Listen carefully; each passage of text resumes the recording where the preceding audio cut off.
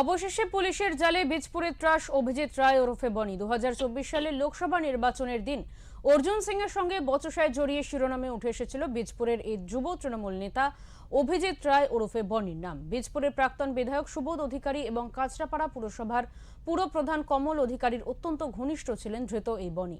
তার গ্রেফতারি নিয়ে বীজপুরের বিধায়ক সুদীপ্ত দাস বলেন, রাঘব বোয়াল ধরার অপেক্ষায় আমরা আছি। বনি তো কাঠের পুতুল ছিল, ওকে নাচানো হতো। তার দাবি, দুর্নীতির কথা মাথায় ছিল দুই ভাই সুবোধ অধিকারী এবং কমল অধিকারী, খুব শীঘ্রই ধরা পড়বে তারা।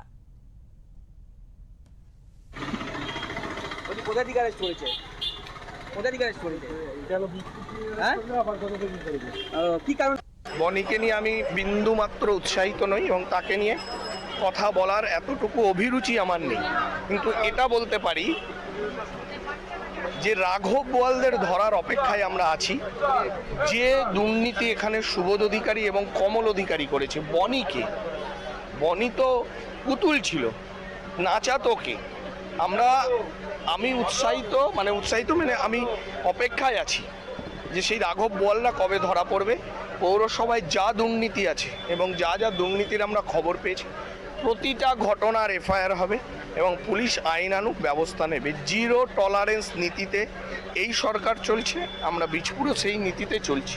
ফলে যেখানে দুর্নীতি আছে সেখানে হবে। কমল অধিকারীকে, সুবোধ অধিকারীকে খুব তাড়াতাড়ি শ্রীঘরে আপনারা দেখতে পাবেন।